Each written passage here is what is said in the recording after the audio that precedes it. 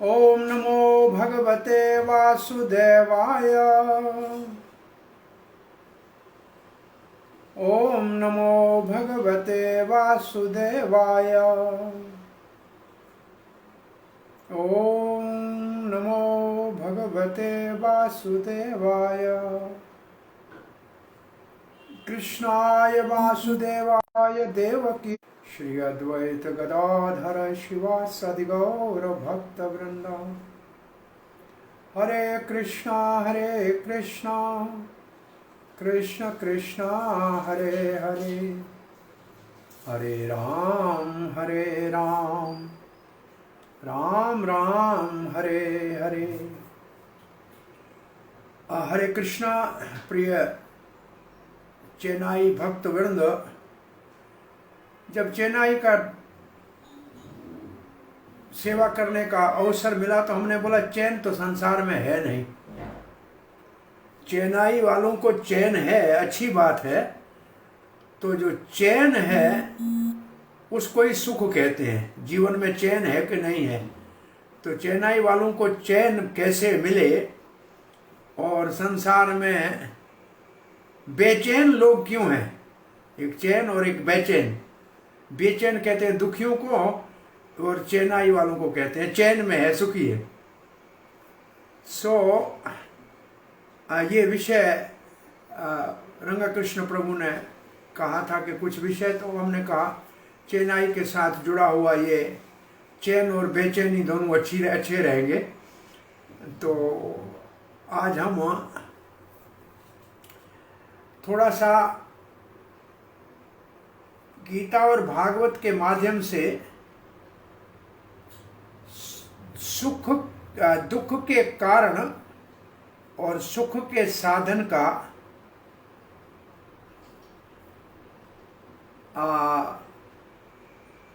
थोड़ा सा अनुभव करेंगे।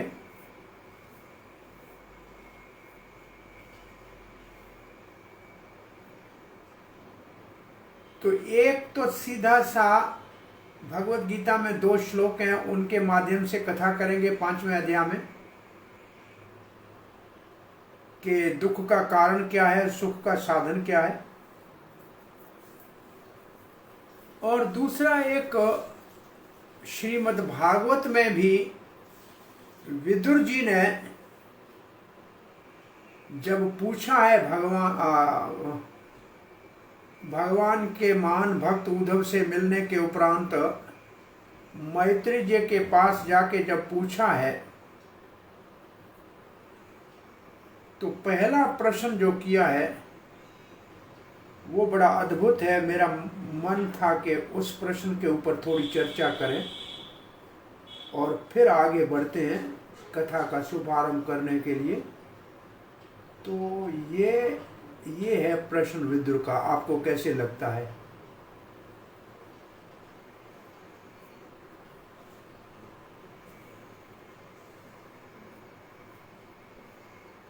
विदुर जी पूछ रहे हैं, विदुरवाच सुखाय कर्माणि करोति लोको। विदुर जी हरिद्वार में बैठे हैं गंगा जी के किनारे। अच्छा, पहले विदुर जी हैं साक्षात धर्मराज, जो 12 महाजनों में एक महाजन है, और उनका ये प्रश्न है सुखाय कर्माणि करोति लोको। लोग इस संसार में सुख के लिए ही काम करते हैं। न तय सुखम, अरे उनको तो सुख मिलता ही नहीं है। वह अन्यद, परंतु उसके उल्टा उनको मिलता है दुख। अथवा दुख का नाश नहीं होता है, सुख मिलता नहीं है। सुखाय कर्माणि करोति लोको न तई सुखम व अन्यद अपारमम वा। सुख तो मिलता नहीं है और दुख जाता नहीं है।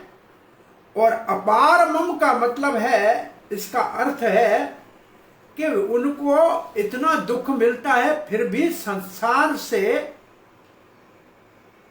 वैराग होता ही नहीं है, त्याग होता ही नहीं है। जब आदमी सफल नहीं हो किसी काम में तो उसको छोड़ देना चाहिए, नहीं करना है, वो भी नहीं हो रहा है। विंदेत भूयस्ततएव दुखम, कुछ भी करें फिर पले दुख पड़ता है। यद अत्र युक्तम भगवान वदेन नः, भगवान आप सब कुछ जानते हैं, आप कृपा करके इसका कारण बताइए मैत्रेय जी। प्रश्न बड़ा अच्छा है, अद्भुत प्रश्न है। आप जरा देखिए क्या पूछ रहे हैं। वैसे आचार्यों ने इसके ऊपर यह भाव दिया है कि मैत्रेय जी के पास विदुर आए थे, श्री कृष्ण ने जो साक्षात संदेश दिया था उद्धव के सामने मैत्रेय को, वो तो कृष्ण लीला सुनने के लिए आए थे। परंतु उन्होंने कहा पहले सामान्य संसार के कल्याण का एक प्रश्न पूछा जाए। ये है वैष्णव की पहचान, ये है एक महात्मा की पहचान, वो सबका भला करने चाहते हैं।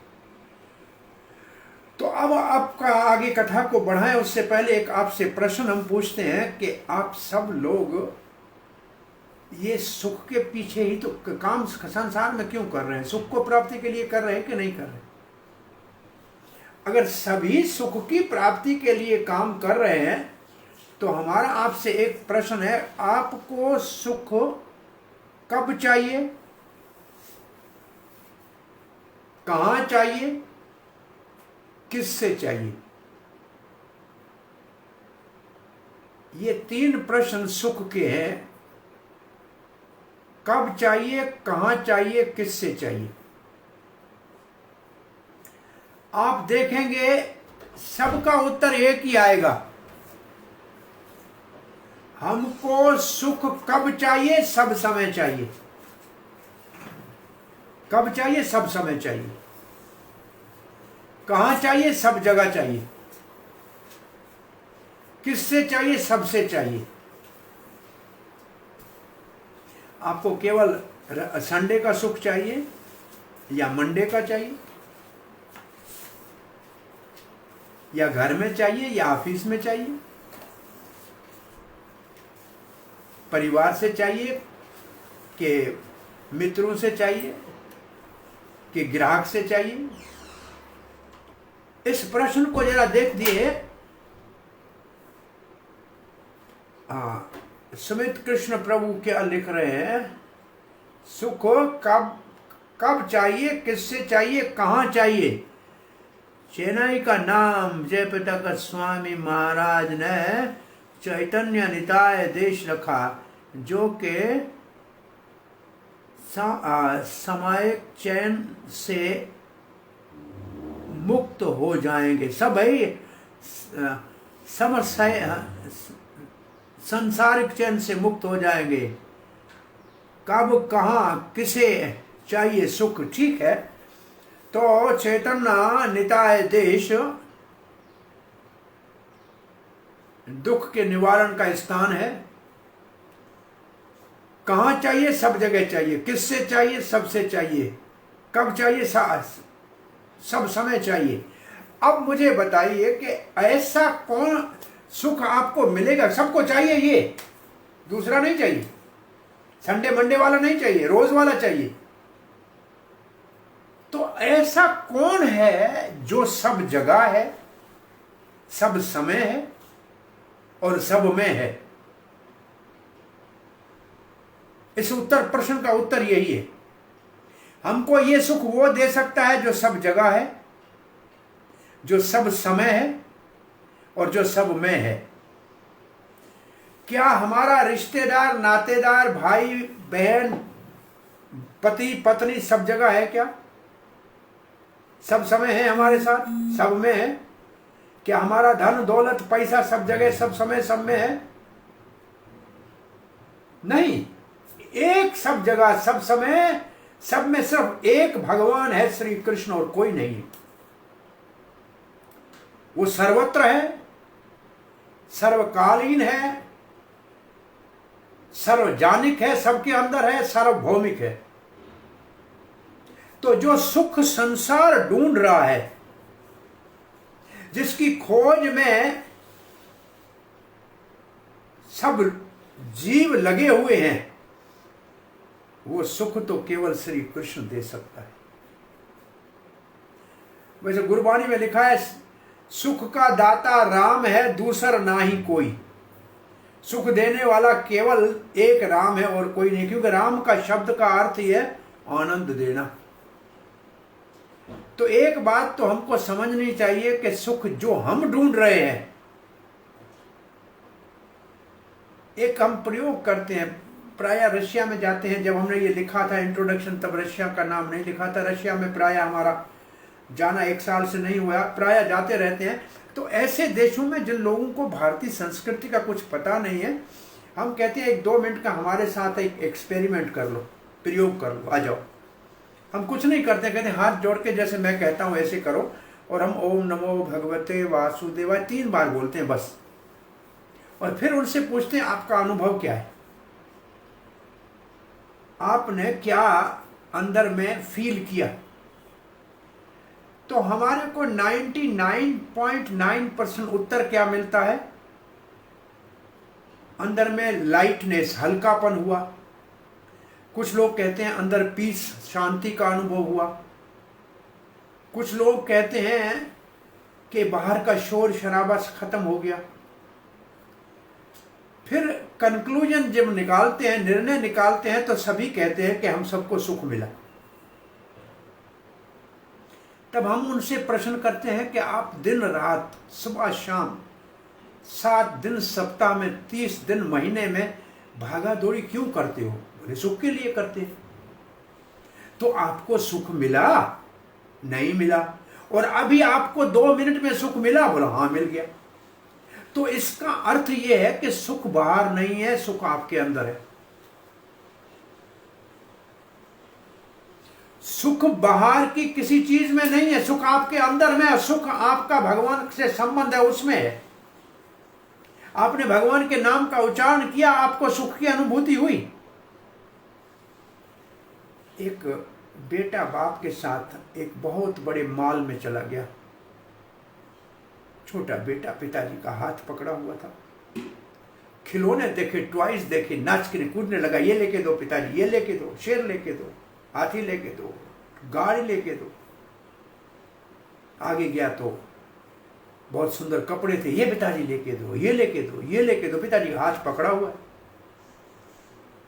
मिठाई का दुकान देखा, ये ले दो खाने को, ये टॉफी लेके दो। अचानक अनाउंसमेंट हुई कि बम है, और भगदड़ मच गई। बेटे का हाथ बाप के हाथ से छूट गया।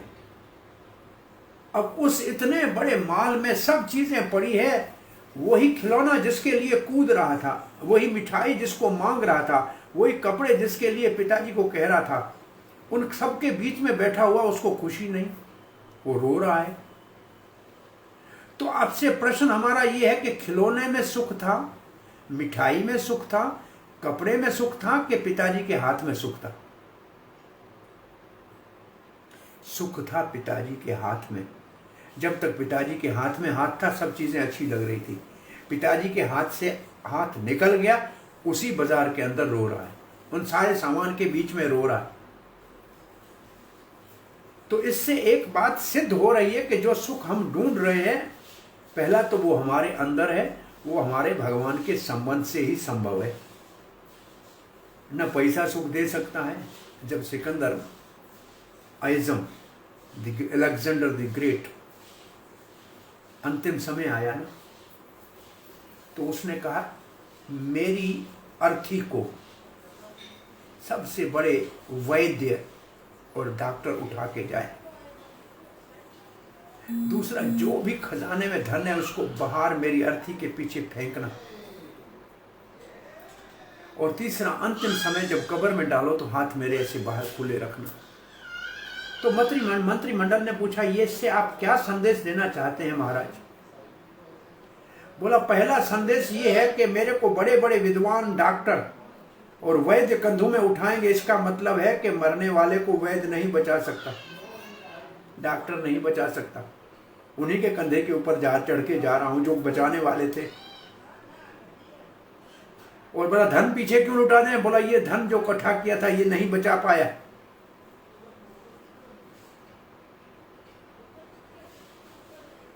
कहा था अपने एक मंत्री को कि मेरी बीमारी ऐसी है कि अब मैं बच नहीं पाऊंगा, 1 महीना आप अपनी आयु का मुझे दे दो तो मैं आधा राज आपको, मैं विश्व विजेता हूं, आधा राज आपको दे दूंगा। मंत्री ने कहा महाराज मैं अपनी आयु, मेरी अपनी उम्र आपको कैसे दे सकता हूं? बोला 1 दिन दे दो, मैं मेरी माँ को चिट्ठी लिखूं, तेरे को सारा जो मैं विश्व को जीता है सब आपको दे देता हूं। बोला महाराज इसके बदले में 1 दिन नहीं दे सकता, संभव नहीं है। तब सिकंदर ने कहा सुन लो संसार वालों, सारे जीवन के प्रयास से मैंने विश्व को जीत लिया, विश्व विजेता बना, और सारा विश्व दांव पे लगा रहा हूं, 1 दिन जीवन के लिए नहीं मिल रहा है, बताओ किस काम का ये? तब तीसरा कारण बताया कि कब्र में मेरे हाथ बाहर रखना कि दुनिया देख ले कि विश्व विजेता सिकंदर खाली हाथ गया। सो 2 बातें अभी तक हमने निर्णय में करके निकाली कि सुख हमारे अंदर में है और सुख भगवान के साथ संबंध में है। अब भगवत गीता के 2 श्लोकों का थोड़ा सा दर्शन करते हैं जो 5वें अध्याय के अंदर आते हैं। उसमें से एक श्लोक को हम अपनी भाषा में नए भक्तों में जब प्रचार करते हैं नई जगह पे, तो उसको दुख का कारण बताते हैं और दूसरे श्लोक को सुख का साधन बताते हैं। और फिर जो अभी निर्णय किया है, इस निर्णय पे पुनः एक और श्लोक भगवत गीता के साथ पूर्ण आहुति करेंगे, मेरे को याद कराना। तो दुख का कारण श्लोक में बताने जा रहा हूं। ये संस प्रसज्जा भोगा दुख योन्य एवते आद्य अंतवंत कौन्तेय न तेषु रमते बुद्धा। ये है दुख का कारण। ये संस प्रसज्जा भोगा, जो भोग, जो एंजॉयमेंट, जो सुख इंद्रियों का विषयों से मिलता है। विषय होती हैं बाहर, आंख का विषय रूप है बाहर है, कान का विषय शब्द है बाहर है, जीभा का विषय स्वाद है बाहर है, रस है बाहर है, नासिका का सुगंध है बाहर है, त्वचा का स्पर्श है बाहर है। जो सुख बाहर के विषयों से इंद्रियों को मिलता है ये संस प्रसज्जा भोगा। दुख योन्येवते, उसी सुख के गर्भ में दुख जन्म लेता है। योनि कहते हैं गर्भ को। तो दुख का जन्म कहां होता है? बोला इंद्रिय विषयक सुख के गर्भ में। अब बताएं कि हम सब लगे हुए हैं इंद्रियों के सुख को विषयों से देने में, तो हम दुख को ही तो जन्म दे रहे हैं साथ में। इसको हम आजकल की कमर्शियल भाषा में बोलते हैं बाय 1 गेट 1 फ्री। आप इंद्रियों का सुख लो और दुख आपको मुफ्त में मिलेगा, नहीं चाहो तो भी आपके गले में पड़ेगा। आप उसको ना नहीं कर सकते क्योंकि ये तो पैकेज डील है। आपने इंद्रियों के सुख को लिया नहीं, दुख आपके पीछे लगा नहीं, उससे आप जान छोड़ा ही नहीं सकते। अच्छा, दूसरा, दुख इंद्रियों के विषयों के सुख के गर्भ में जन्म लेता है।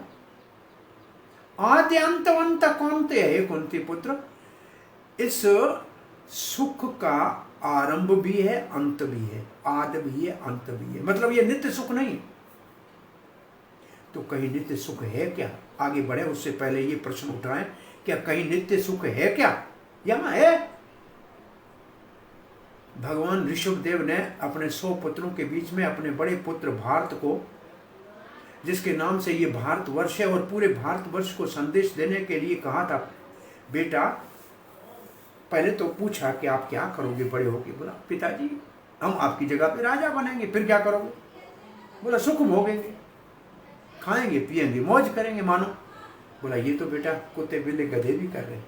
ये इंद्रियों का सुख तो विड़ भुजान को भी अवेलेबल है, ये तो शुक्र कुकर को भी अवेलेबल है। फिर बोला ये आद अंतवत सुख है, ये सुख आने जाने वाला है। तो नित्य सुख है? बोला हाँ है। तपो दिव्यम पुत्र का, उसके लिए दिव्य तपस्या करो। तो ये दिव्य तपस्या, ये भारतवर्ष तपोभूमि है। यहाँ के आराध्य देव नर नारायण ऋषि आज भी बद्रिक आश्रम में तपस्या कर रहे हैं। और ब्रह्मा जी ने प्रकट होते ही 2 शब्द सुने, तपा। परंतु तप करना दिव्य तप, तप के आगे दिव्य क्यों लिख दिया? तप तो मेरे भाई चेन्नई वाले, चैतन्य निकाय देश वाले, बंबई के अंदर, मुंबई के लोगों को हम देखते हैं कि हिरण्यकशिपु से ज्यादा तप करते हैं। रोज 8 घंटे दोनों हाथ ऊपर ट्रेन में लटके हुए जाते हैं, बड़ा तपस्या करते हैं। सुबह जाते हैं, सुबह सवेरे 7 बजे घर से निकलते हैं, रात को 10 बजे घर आते हैं। और संडे के दिन बच्चे ने देख लिया घर में, पिताजी को पूछा माँ से कि ये कौन हमारे घर में मेहमान आया है? फिर पत्नी ने कहा ये आपका पति है। बोला केवल संडे का पिता है? बोला केवल ये संडे वाला पापा है, बाकी तो 7 दिन नजर नहीं आता। तो ये तपस्या कोई कम नहीं है, परंतु ये तपस्या इंद्रिय भोग की है, ये दिव्य तपस्या नहीं है। तपस्या तो सभी संसार में कर ही रहे हैं। बच्चे सुबह से शाम तक स्कूल जाते हैं, हम काम पे जाते हैं, ये तपस्या है, घोर तपस्या है। सुबह घर से बना हुआ ताजा खाना लाते हैं, लेकिन दोपहर के बाद ठंडा खाते हैं, तपस्या नहीं है? बहुत बड़ी तपस्या। परंतु ये तपस्या इंद्रिय भोग की है, दिव्य तपस्या। दिव्य तपस्या दिव्य सुख के लिए और दिव्य भगवान के गुण रूप नाम लीला का तत्व से बोध करने के लिए, जानकारी प्राप्त करने के लिए दिव्य को तपस्या कही जाती है। तपो दिव्यम पुत्र का ये न, जिसके द्वारा आपका अस्तित्व शुद्ध हो जाए।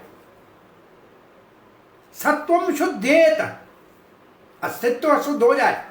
ब्रह्म सौख्यम अनंतम, फिर अनंत सुख, आत्मा का सुख अनंत है, उसको ब्रह्म सुख कहते हैं। ब्रह्मभूता प्रसन्नात्मा न सोचती न कांक्षति, ये सुख है ब्रह्म सुख। और ये ब्रह्म सुख जो है, इसके लिए भगवत गीता ने तो हमको कह दिया, अविचारेण भक्ति योगे न सुगुणान समतैतान ब्रह्म भूयाय कल्पते। अविचारणी भक्ति के द्वारा तीनों गुणों से ऊपर उठ जाओगे तो ब्रह्म सुख को प्राप्त करोगे। परंतु ये ब्रह्मभूत स्तर जो है, इसके बाद ही तो शुद्ध भक्ति शुरू होती है। लभते भक्तिम पराम, परा भक्ति जब मिलती है तब जो सुख आता है, उस सुख को भक्ति सामने सिद्धों ने कहा है सांद्र आनंद विशेष आत्मा। वो सुख है सांद्र आनंद विशेष आत्मा, घनीभूत सुख है। वहां दुख का तो पता ही नहीं लगता है, वहां दुख है क्या ये भी पता नहीं। तो ये दिव्य तपस्या से जो सुख मिलता है वो नित्य है। वापस भगवद गीता के उस श्लोक पे आते हैं, ये संस प्रसजा भोगा दुख योन्य एवते आद्य अंतवंत कौन्तेय न तेषु रमते बुद्धा। आद्य न तेषु रमते बुद्धा, जो बुद्धिमान है वो ऐसे विषयों के, इंद्रियों के सुख में रमण नहीं करते। तो कौन रमण करते हैं? बुद्धू रमण करते हैं, बुद्धा नहीं करते हैं। तो संसार में बुद्धू ज्यादा है कि बुद्धा ज्यादा है? बुद्धू ज्यादा है, बुद्धा बहुत कम है। बुद्धा मतलब एनलाइटेंड, बुद्धू मीन्स फूल्स। प्रभुपाद ने तात्पर्य में लिखा है, राम की परिभाषा, रमते शब्द की परिभाषा लिखा है कि योगी नु रमनते, जिसमें योगी रमण करते हैं, जो अनंत सुख है, इसलिए भगवान का नाम राम है।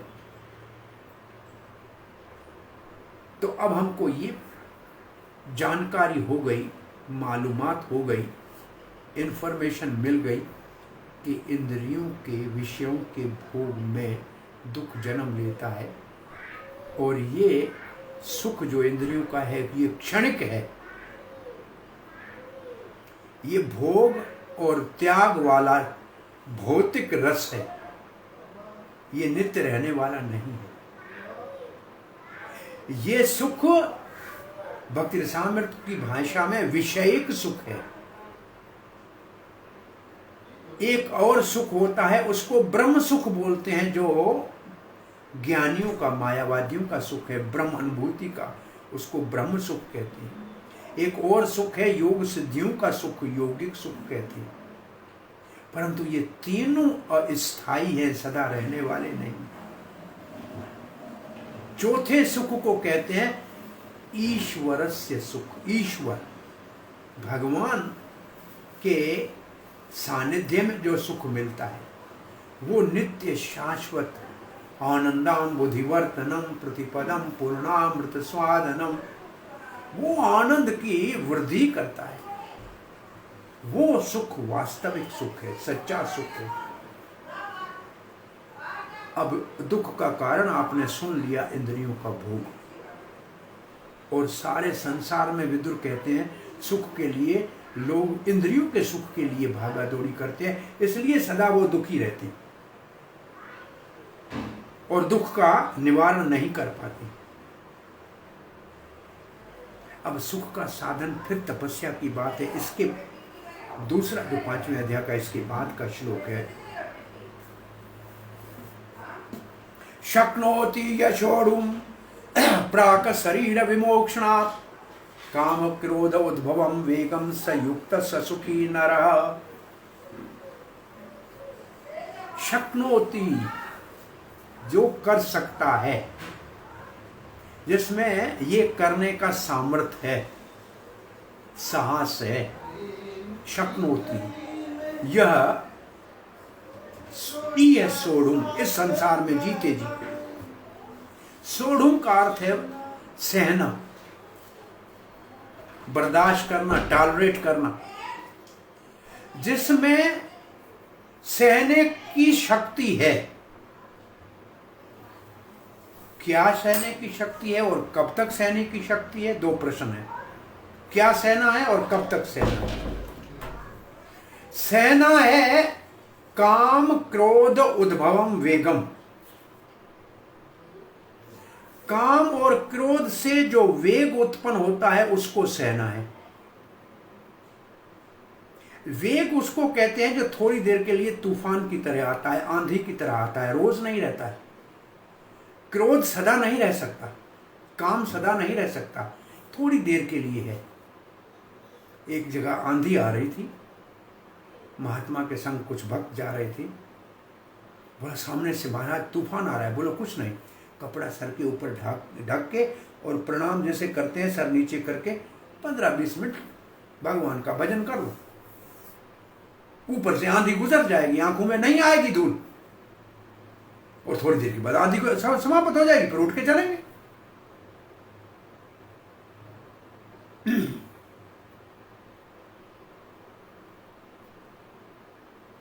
द्रोणाचार्य के वध के ऊपर अश्वत्थामा उसके पुत्र ने नारायण अस्त्र चला दिया था। भगवान श्री कृष्ण ने पूरी पांडवों की सेना को कहा अपने अस्त्र शस्त्र नीचे रख के और प्रणाम करके सर झुका के बैठ जाओ, और मन में ये भाव भी नहीं करना कि हम युद्ध करने आए हैं अथवा लड़ाई में खड़े हैं। नहीं, भीम तो कहा कि मैं नीचे झुकता ही नहीं हूं, झुकना मुझे आता ही नहीं है। तो भगवान उसके सामने खड़े होंगे कि नहीं भैया भीम, और ऐसे थोड़ी देर जब झुक गए तो वो नारायण अस्त्र कोई सामने करने वाला ही नहीं था, भगवान नारायण ही सामने, नारायण का भी स्रोत श्री कृष्ण सामने खड़े थे, वापस चला गया। तो कभी कभी ऐसे युद्ध को जीतने के लिए लड़ना जरूरी नहीं होता, वहां हाथ जोड़ के प्रार्थना करना भी बहुत बड़ा शक्तिशाली शस्त्र हो जाता है। सो काम क्रोध के वेग को जो सहने का सामर्थ्य रखता है, और हम तीसरे अध्याय भगवत गीता में ये पढ़ चुके हुए हैं कि हमारे सारे पापों का कारण हमसे हमारा बड़ा सबसे शत्रु है काम एष क्रोध एष रजोगुण समुद्भव महाशनो महापाप महाविद्य वेरिणा महाअश्नो। ये बड़ा पेटू है, इसका पेट कभी भरता नहीं। वो जो अलेक्जेंडर ग्रेट सिकंदर जब भारत में आया था तो किसी संत के पास चला गया, सुना था कि यहाँ महात्मा रहते हैं, महात्मा से दिव्य उपदेश मांग के कहने लगा कि महाराज मैं कुछ दक्षिणा देना चाहता हूँ, गुरु दक्षिणा। तो महाराज ने एक पात्र दे दिया, कहा इसमें जो आपको चाहिए कुछ अनाज डाल दीजिए, चावल डाल दीजिए। बोला नहीं, मैं राजा हूँ, महाराजा हूँ, मैं तो हीरे मोती दूंगा। बोले जो चाहे डोलो, इसमें डालो। वो जितना खजाना डाला सब गिर गया, कुछ उसमें टिका ही नहीं। बड़ा आश्चर्यचकित होकर कहा कि ये कौन सा पात्र दिया है महाराज, मेरा तो सारा कोष खजाना इसमें डाल दिया, कुछ भी नहीं। फिर उल्टा करके दिखाया, ये इंसान की खोपड़ी की हड्डी है, ये इंसान की खोपड़ी की हड्डी में दुनिया पूरी भर दो ना तो भी खाली पड़ी होगी।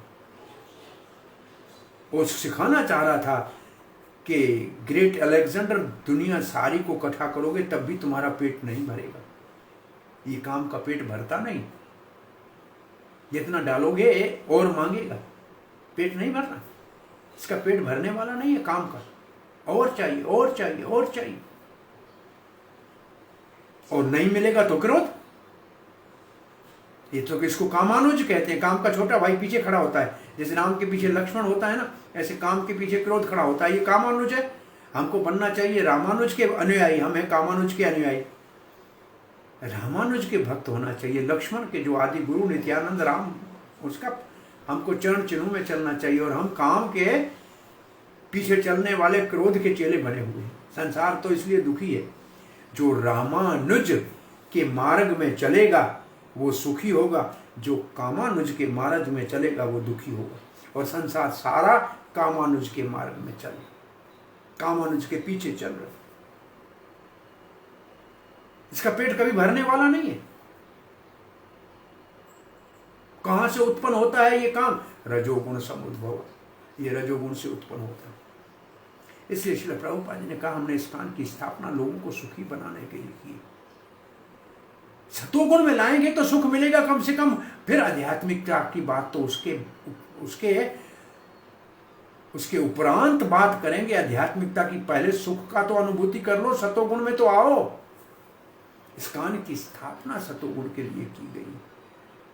तो और प्रभुपाद ने कहा मैं हमने संसार को सुखी बनाने के लिए कार्य किया है। तो हमने पूछा प्रभुपाद सुखी बनाने का विचार कर रहे हैं, इस्कान कैसे सुखी बना सकता है? तो हमने एक व्यक्ति से पूछा कि आपके जब परिवार में, घर में अथवा गांव में, शहर में सुख होता है, लोग सुखी होते हैं, खुश होते हैं, तो क्या करते हैं? आप कभी पूछ के देखिए दुनिया वालों को कि आपके घर में शादी किसी की होती है, बड़ी खुशी होती है, तो क्या करते हो सुख में? बच्चा इंजीनियर बन गया तो क्या करते हो? जन्मदिन आया तो क्या करते हो? सभी लोग एक बात कहेंगे, खाते हैं, पार्टी करते हैं, खाते हैं और कुछ गाते हैं और कुछ नाचते हैं। दुनिया में खुशी के प्रदर्शन का, हैप्पीनेस को मैनिफेस्ट करने का, डिमॉन्स्ट्रेट करने का, सुख का प्रदर्शन करने का 3 ही तरीके हैं, खाना, नाचना और गाना। और हम क्या करते हैं इस कान में? सुबह दोपहर शाम चैंटिंग, डांसिंग एंड फीस्टिंग, और कोई काम नहीं। बताइए सुख है कि नहीं? जो साल में 1 बार जन्मदिन में आप सुख मनाते हो, वो हम दिन में 3 बार सुख मनाते हैं। जो एक शादी में सुख बना के, वो एक भक्त हमारा था, ब्रह्मचारी, शादी करके आया कुछ दिनों के बाद, तो हाथ में 2 अंगूठी पड़ी थी। हमने पूछा भाई वो 2 अंगूठी कहाँ से आ गई? मित्र बोला ये तो प्रभु जी ये एंगेजमेंट रिंग है। तो बहुत अच्छा है, बड़े सुखी हो गए। बोला ये मैरिज रिंग है। मैंने तो डबल खुश हो गए, सुखी हो गए। बोला प्रभु जी सच बताऊं, तीसरी भी रिंग एक मिली है, वो दिखती नहीं है, लेकिन वो रिंग है सफरिंग, वो इसी के साथ मिली। तो चाहे मैरिज रिंग हो, चाहे एंगेजमेंट रिंग हो, सफरिंग साथ में मिलती है, उसके बिना कोई कार्य नहीं होता है। इसलिए बहुत आवश्यक है। इस श्लोक को फिर पढ़ते हैं, शक्नोति यशोरुम प्राकसरी काम क्रोध उद्भवम वेगम। तो कब तक सहना है? क्या सहना है तो सुन लिया, काम क्रोध से उत्पन्न होने वाले वेग को सहना है। और प्रभुपाद जी ने इस श्लोक में के तात्पर्य में उपदेशामृत के पहले श्लोक को दिया है, 6 प्रकार के वेग को जो सहता है वो विश्व में शिष्य बना सकता है। जो 6 प्रकार के वेग हैं, उपस्थ उदर वेग, मनस जीवा वेग, ये सारे जो वेग हैं, एतान वेगान विषहेत धीरा। तो कब तक सहना है, दूसरा प्रश्न है, सहना कब तक है। कई बार प्रश्न पूछा है सत्संग में, बोले जब भक्त बन जाएंगे तो दुख चला जाएगा, तब फिर सहने की जरूरत नहीं है। ये श्लोक में जो लिखा है बड़ा ध्यान से पढ़ना है। शक्नोति यशो प्राक शरीर विमोक्षणात्, जब तक ये प्रकृति का दिया शरीर है, जीते जी हैं, तब तक इसको सहना पड़ेगा। जब तक ये जीते हैं तब तक सहना पड़ेगा। इसलिए जब तक जीते हैं तब तक हरे कृष्णा जपना पड़ेगा, उसके बाद तो भगवान के धाम में भी जपना पड़ेगा, परंतु जब तक जीते हैं तब तक इसको सहना पड़ेगा। ये काम का वेग ऐसा नहीं है कि 2, 5, 10 साल के बाद चला जाएगा या बुढ़ापे में चला जाएगा, नहीं जाएगा। इसको सहना है, ये अंदर में रहेगा, परंतु इसको बढ़ने नहीं देना है, इसको सीमा में समेट के रखना है। इट विल रिमेन देयर, इसको एग्रावेट नहीं करना है। प्रभुपाद जी ने, किसी ने पूछा कि काम कब जाएगा, प्रभुपाद ने कथा बताई थी कि बीरबल से अकबर ने ये प्रश्न पूछा था, तो बीरबल ने कहा, शहंशाह अकबर, आप अपनी पुत्री के साथ एक मरणी 80 साल के बूढ़े को अस्पताल में देखने हमारे साथ चलो। और जब देखने गए वो मरने वाला, उसको इंट्रोड्यूस कराया गया कि ये शहंशाह अकबर है, ये मंत्री बीरबल है, लेकिन दोनों की ओर न देखकर उस नवयुवती लड़की की ओर ऐसे जीते जी अंत समय देख रहा था। बीरबल ने कहा, देखो महाराज, मरने वाला है लेकिन काम गया नहीं। सो जब तक जिएंगे तब तक इसको सहना है। अब हम आपको सीधा सरल एक साधन बताते हैं। ये इच्छाएं कहीं जाने वाली नहीं है, ये अंदर रहेंगी। अच्छा संग अगर आपको मिल गया भक्तों का, जो आपकी इन इच्छाओं को उत्तेजित करने के बजाय इनको रोकने में सहायक बने, तो आप इस कार्य में सफल हो जाओगे।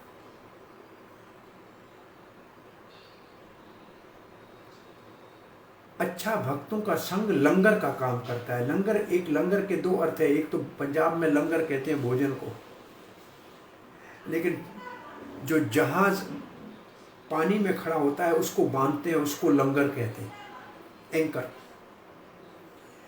हमने जो ये सुख को पाने का और दुख की निवृत्ति का साधन अपनाया है, जो कृष्ण भावना का मार्ग अपनाया है, ये मार्ग जैसे नदी कहीं बहती है ना, तो नदी बहती है, समुद्र की तरफ जाती है, तो उसके अंदर कोई कचरा है साथ में बह के चला जाएगा, प्रयास नहीं है। परंतु नदी के अपोजिट डायरेक्शन में, उसके विपरीत सिमित में अगर तैर के जाना होगा तो थक जाएंगे। हमने जो रास्ता अपनाया है वो तो जहां से नदी आती है वहां जाने का रास्ता अपनाया है। दुनिया जहां जा रही है उसके हम बिल्कुल अपोजिट डायरेक्शन में जा रहे हैं। तो इस रास्ते में जहां थक जाएंगे वहां कोई एंकर हो जिसको पकड़ के थोड़ा सुस्ता ले और कहीं बह न जाए वापस नदी में, वो है भक्तों का संग। जब जब ये काम क्रोध का वेग आएगा, भक्तों के संग में होगे तो वो हमको पकड़ लेंगे, बहने नहीं देंगे, नीचे नहीं चले जाएंगे, थोड़ी देर ठहर जाएंगे, तूफान गुजर जाएगा तो फिर आगे बढ़ेंगे, अपने मंजिल की ओर आगे बढ़ेंगे, अपने गंतव्य स्थान को पाने का प्रयास करेंगे। अब भगवान कह रहे हैं, अब हम समझ गए कि सुख का साधन है सहना। क्या सहना? काम क्रोध के वेग को सहना। कब तक सहना है? जब तक जीते हैं तब से तक सहना। अब भगवान एक साधन बता रहे हैं। शक्नोति व्यशोरुम प्राक शरीर विमोक्षणात् काम क्रोध उद्भवं सयुक्त स सुखी नरः। जो युक्त है वो सुखी है। तो काम क्रोध के वेग से बचने के लिए जीते जी क्या करना होगा? भगवान से युक्त होना पड़ेगा। युक्त का मतलब जुड़ा रहना।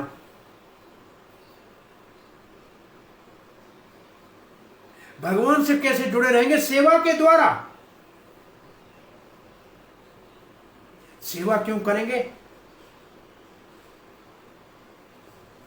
ये बहुत बड़ा महत्वपूर्ण प्रश्न है। सेवा वही भगवान की करेगा जिसके हृदय में भगवान के लिए प्रेम जागृत होगा। संसार में प्रेम का परिचय सेवा से दिया जाता है। आप किसी से प्रेम करोगे तो उसकी सेवा करना आपकी इच्छा होगी। तो युक्त का अर्थ है जुड़ा रहना, और जुड़ते हैं सेवा से। ये युक्त और योग एक ही बात है। सयुक्त वो जो जुड़ा हुआ है, स सुखी नर, वो व्यक्ति सुखी है जो भगवान से जुड़ा है। इसे युक्त को देखकर भगवत गीता के दूसरे अध्याय में एक श्लोक को आप देखिएगा, अयुक्तस्य का भावना। जो भगवान से जुड़ा नहीं है उसमें भावना कहाँ से आएगी? उसका मन एकाग्र कैसे होगा? और जब तक भावना नहीं, जब तक मन एकाग्र नहीं, कुतः शांति, शांत कहाँ से उसमें को शांति होगी? अशांतस्य कुतः सुखम। और जिसको शांति नहीं है उसको सुख कहाँ से प्राप्त होगा? तो युक्त जो है, युक्त होना, युक्त होने से मन एकाग्र होता है, क्योंकि भगवान की सेवा में लगा है तो मन बाहर कहीं जाएगा नहीं। युक्त होंगे तो कृष्ण भावना जागृत होगी। जिसकी सेवा करेंगे उसके प्रति भावना जागृत होगी, और फिर शांति होगी, और शांति से सुख मिलेगा। अशांतस्य कुतः सुखम। शांत नहीं है उसको सुख कहां से मिलेगा? और भक्ति कितनी सुखदायी है। ससुखम सुसुखम कर्तुम अव्ययम। सुसुखम केवल सुख नहीं, सुसुख, सुंदर नहीं, सुसुंदर, अति सुख मिलेगा, अनंत सुख मिलेगा।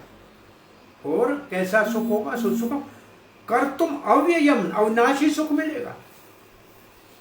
कब? जब भगवान से जुड़े रहेंगे। जब भगवान के साथ ये भगवान से जुड़ा होना रहना,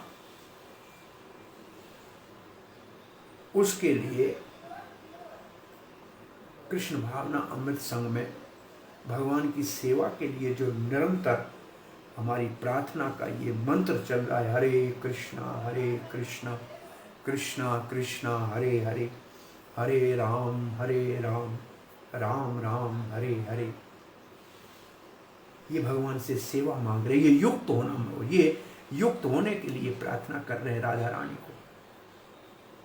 और ये युक्त हो गए तो सुखी हो जाएंगे। एक लोग भुक्त होते हैं, एक युक्त होते हैं। जो भुक्त होते हैं वो भोग में स्वयं ही भुक्त हो जाते हैं, समाप्त हो जाते हैं। जो युक्त होते हैं वो भगवान की सेवा में निरंतर सुखी रहते हैं। सेवा से सुख प्राप्त होगा,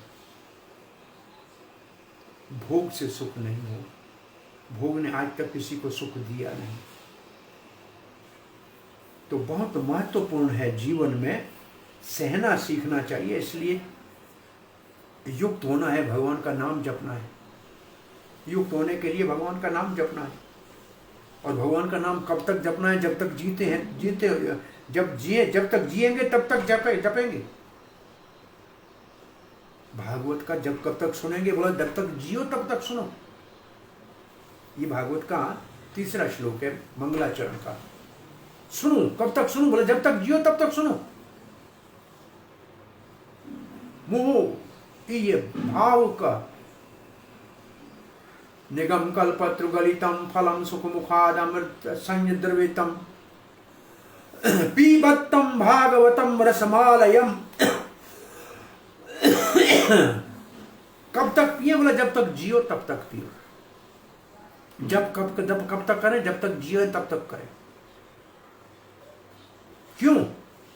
कि नहीं तो इन काम क्रोध से मुक्त से वेग से मुक्त नहीं हो पाएंगे और युक्त नहीं हो पाएंगे। तो युक्त होने के लिए ये काम करना है।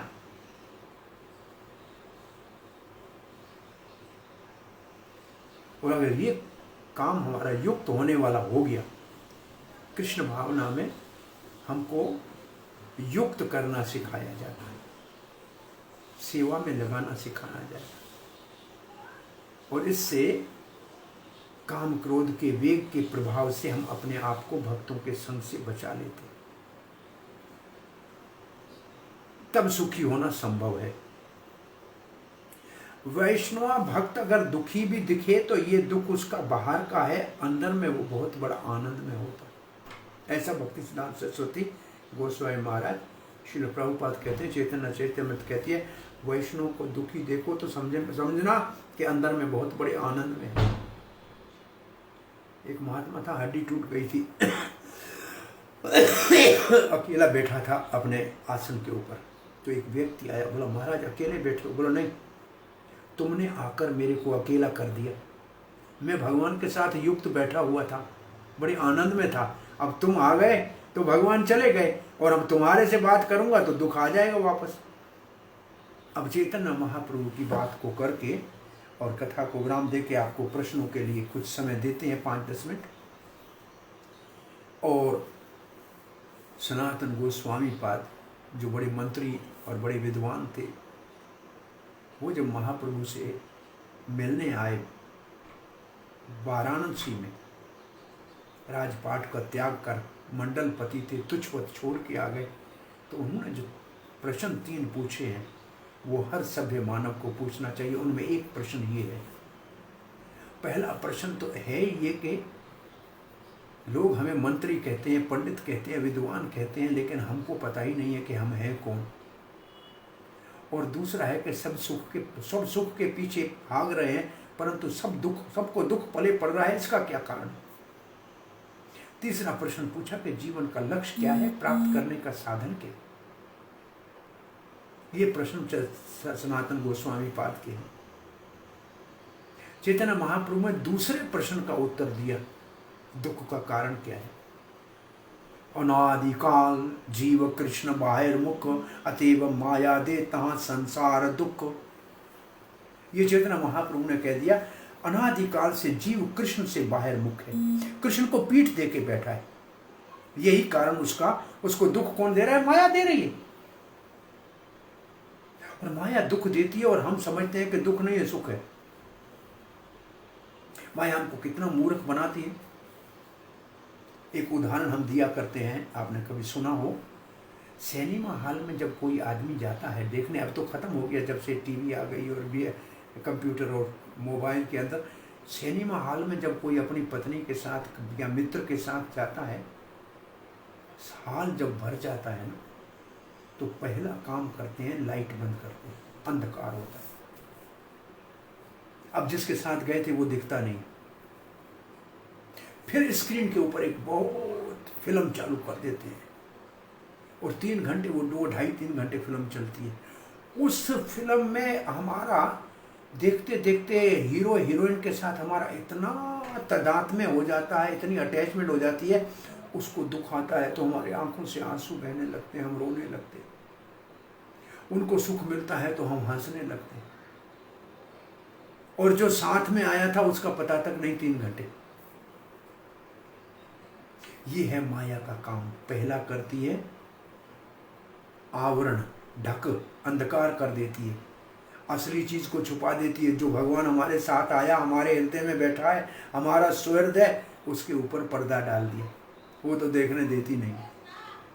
और दुनिया पूरी के अंदर स्क्रीन के ऊपर ऐसा एक ड्रामा चला दिया है, ऐसी सिनेमा चला दी है, ये पुत्र है, ये मित्र है, ये पत्नी है, ये बेटा है, ये दुकान है, ये मकान है, ये धन है, ये जायदाद है, ये इसके अंदर इतने हम एब्जॉर्ब हो गए हैं, इतने तलीन हो गए हैं कि उसके साथ चल रहे हैं।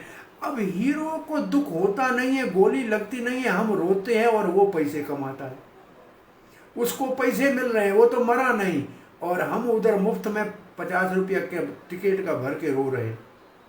ये है माया का दूसरा काम, विक्षेप। आवरणात्मक और विक्षेप। आवरणात्मक का मतलब पर्दा डाल देना, और विक्षेप का मतलब असली चीज से हटाकर नकली चीज में ऐसा अटका देना कि उसको सत्य मान के और उसी के पीछे लगे और जीवन पूरा चला जाए। 3 घंटे के बाद सिनेमा खत्म होती है, तब पता लगता है अरे ये तो मेरे साथ आए थे। तो मरने के बाद पता लगता है एक भगवान ही हमारे साथ रहा और कोई संसारी साथ नहीं चला। सो महाप्रभु ने कहा अनादिकाल जीव कृष्ण बाहिर्मुख अतएव माया देता संसार सुख। इसलिए माया दुख देती है। तो दुख कहाँ है? भगवान के पीठ में। माया कहाँ है? भगवान की पीठ में। जो भगवान के सामने आ जाएगा वहाँ माया आती नहीं है। माया को लज्जा आती है भगवान के सामने। जो भगवान के सामने है उसको दुख होता नहीं है। आपका जाके देखें, मंदिर में देख जाके खड़े हो जाएं, दुख नहीं होगा। कथा में बैठे दुख नहीं होगा। उठ के पीठ देंगे दुख चालू हो जाएगा। चप्पल नहीं मिला तो वही परेशानी चालू हो जाएगी। तो भगवान के सन्मुख होने में सुख है, भगवान को पीठ देने में दुख है। भगवान के सामने खड़े रहो तो सदा सुखी रहोगे, नहीं तो दुख केवल मुड़ो तो दुख सामने खड़ा है, कहीं जाने वाला नहीं। यहां हम वाणी को विराम देते हैं। आपके साथ हमने कुछ शेयर किया दुख का कारण और सुख का साधन। आपके कोई प्रश्न जिज्ञासा है तो पूछ सकते हैं।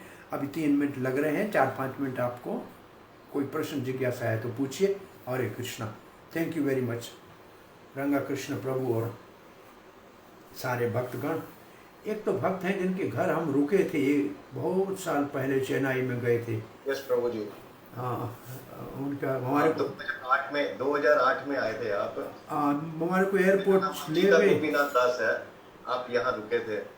क्या नाम बताया प्रभु जी? दिल्ली से है मेरे ख्याल में। वो उनकी साइकिलें, खिलौना बच्चों वाली साइकिलों का दुकान था ना। हाँ, आपकी याददाश्त तो बहुत तेज है। आप 2008 में आए थे घर पे बराबर। और आपके साथ एक और दिन बंधु थी मेरे ख्याल में था शायद। 3 बंधु प्रभु थे। हाँ, आप विशाखापट्टनम से आए हम थे। विशाखापट्टनम से आए थे, बराबर हम आए थे। पहले एक बार तिरुपति से आए थे, फिर विशाखापट्टनम से वापस आए थे। 2 बार हम आपके वहाँ होके गए हैं, मुझे याद है। गोविंद क्या नाम था प्रभु? क्या नाम था गोविंद? अजीता गोपीनाथ दास। हाँ, मेरे पास कोई कई जमाने नंबर रहा मेरे पास। 8 को आज बहुत साल हो गए। हाँ। और मेरे ख्याल में फिर महाराज के लिए आपने पूरा घर दे दिया था, ये भी मैंने सुना था। वो आपका स्पेशल आईसीयू बना हुआ था थोड़े दिन। चलो, साधु सेवा में आपका स्थान लग गया बहुत समय से। बहुत बहुत धन्यवाद। गोविंद क्या नाम पूरा मेरे को याद नहीं। अजीता गोपीनाथ। अजित गोपीनाथ। धन्यवाद प्रभु, याद आया मेरे को। बहुत अच्छा। और किसी का कोई प्रश्न जिज्ञासा? गुप्ता जी किसी भक्त का कोई प्रश्न है? यूट्यूब में भी जो भक्त हैं वो प्रश्न लिख सकते हैं। हम यूट्यूब देख रहे हैं और आपका प्रश्न हम प्रभु जी तक पहुंचा देंगे। अगर यूट्यूब में भी किसी ने कोई प्रश्न पूछना है तो वो टाइप करके लिख दीजिए। हम आपका प्रश्न जो है सब हम प्रभु तक पहुंचा देंगे। और मैं इसको चेन्नई की तरफ से बहुत बहुत धन्यवाद देता हूं सर्वभौम प्रभु को कि आपके मुखार अपना हम सब भक्तों की तरफ से हमारा सबका कोटि कोटि दंडवत प्रणाम आपके। धन्यवाद। आपके मुखार बिंद से जो ये भक्ति की गंगा बही है 1 घंटे तक, मैं आशा करता हूं कि सब भक्त लोगों स्नान करके बड़े ही आनंदित हो गए होंगे। और जिस हिसाब से आपने बताया कि दुखों का कारण क्या है और सुख कैसे मिल सकता है, कि महान भक्त को कैसे पहचाना जाता है जब वो दूसरे की भलाई के लिए प्रश्न पूछे। आपने कितने उदाहरणों से बताया कि परमपिता परमेश्वर का हाथ पकड़ने में ही हमारा सुख है। आपने बॉम्बे का एग्जाम्पल दिया कि वहां पे कैसे तपस्या में लोग बाग वो तो हिरण्यकश्यप जैसी तपस्या करते हैं फिर भी सुखी नहीं है। और वास्तविक सुख क्या है? भगवान के चरणों में है। एक आपने उदाहरण दिया कैसे बुरे समय में हमें प्रार्थना करने से हम बुरे समय से निकल सकते हैं। दूसरा आपने बताया हमें रामानुज होना चाहिए, कामानुज नहीं होना चाहिए। और इस ISKCON की स्थापना किस लिए की गई है? कि खाना, नाचना और बजाना, रोज हमारी पार्टी है 3 समय। और एक बहुत ही बढ़िया आपने उदाहरण दिया कि भक्तों का संग करने से हम भक्ति जीवन में आगे बढ़ सकते हैं, और भक्तों का जो संग है वो एंकर का काम करता है। ये बहुत अच्छा लगा उदाहरण। और कैसे हम भगवान से जुड़ सकते हैं, और कैसे हम भगवान से जुड़कर परम सुख, नित्य सुख, अनंत सुख की प्राप्ति कर सकते हैं।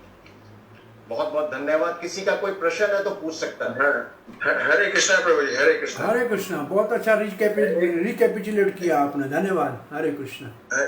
एक प्रश्न है प्रभु जी, आलस्य से पीछा कैसे छुड़ाएं? मतलब सब कुछ मन में है, सब करना है, जपा करना है, सब कुछ करना है, मन में सब कुछ रहता है, लेकिन आलस्य की वजह से सारा समय निकल जाता है। आलस तमोगुण की निशानी है, आलस तमोगुण की पहचान है। और तमोगुण से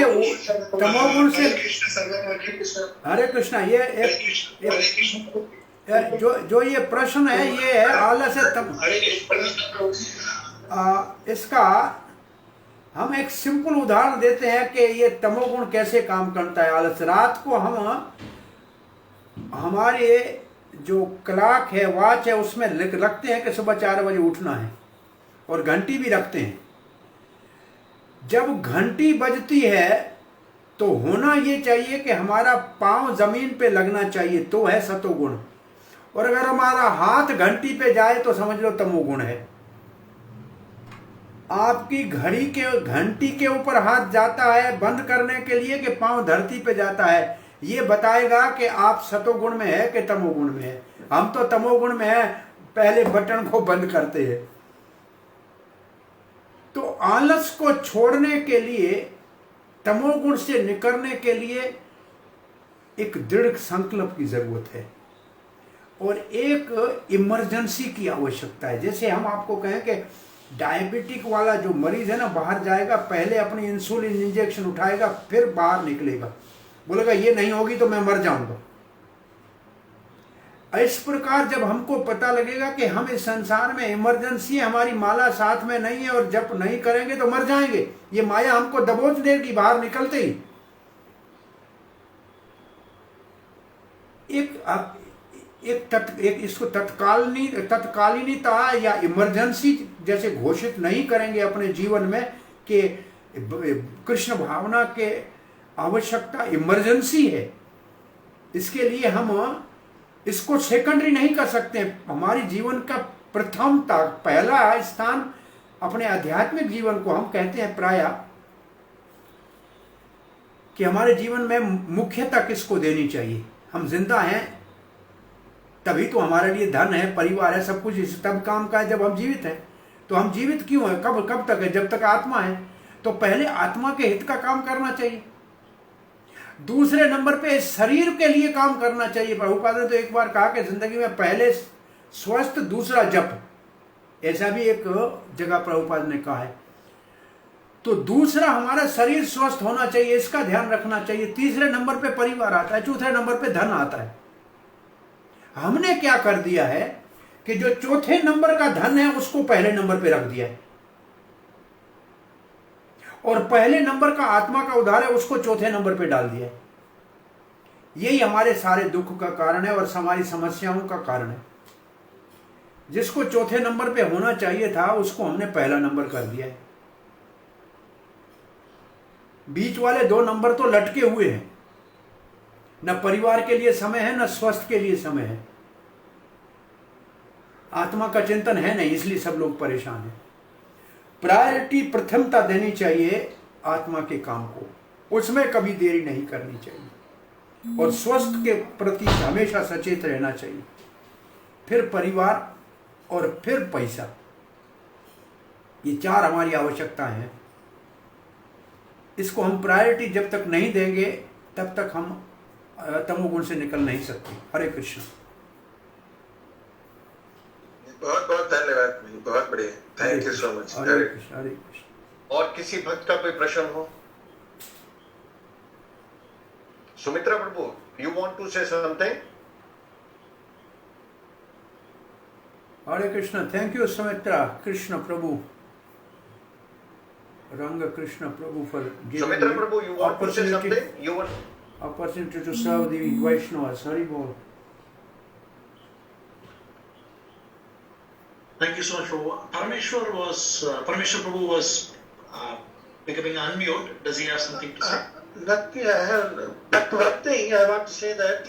Please. 1992 1913 में 1992 Yes, Mr. Krishna Prabhu, you are telling something? No, I have this book on in chat box. You can read it. Chat box, I'll read it. Chat box बोल रही कि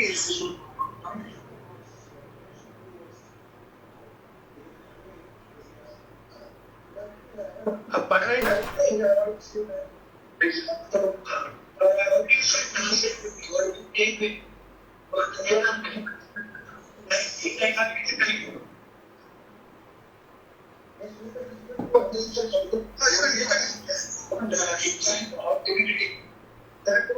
हरे कृष्णा कुछ सुनाई नहीं दे रहा है। जिस किसी को भक्त को बोलना है कृपा करके अनम्यूट करके वो बोलिए। कुछ किसी ने लिखा है ऑक्सीजन का, वो एक गुरुजी से शिष्य ने कहा कि भगवान को प्राप्त करने के लिए कितनी तीव्र इच्छा होनी चाहिए। तो गुरुजी ने कहा चलो नदी में स्नान करके आते हैं, और स्नान करने के कहा कि शिष्य जी डुबकी लगाओ बेटा। वो डुबकी लगाई और गुरुजी उसके ऊपर चढ़ के बैठ गए। 1-2 मिनट बैठे, वो बड़ा झटपटाया। गुरुजी नीचे उतरे, बाहर निकल के 2 सांस लिया। गुरुजी ने कहा क्यों, क्या हुआ? बोला मर रहा था सांस लेने के लिए। बोला क्यों, आपका प्रश्न क्या था? बोला कितनी तीव्र इच्छा होनी चाहिए कृष्ण को पाने के लिए। बोला इसका उत्तर यही है, जितनी सांस लेने के लिए इच्छा हो रही थी ना, जब ऑक्सीजन नहीं मिल रही थी, इतना कृष्ण को प्राप्त करने के लिए तीव्र इच्छा होगी, तब कृष्ण को मिलने में देर नहीं लगेगी।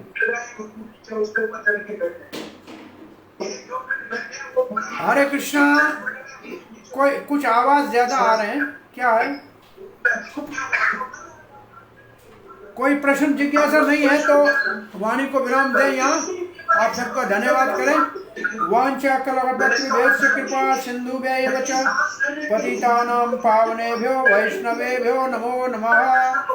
जय श्री कृष्ण चैतन्य प्रभु नित्यानंद श्री अद्वैत गदाधर शिवासदि गौर भक्त वृंदा। Hare Krishna Krishna Krishna Hare Hare, Hare Ram Ram Ram Hare Hare. Thank you very much Prabhu. Hare Krishna.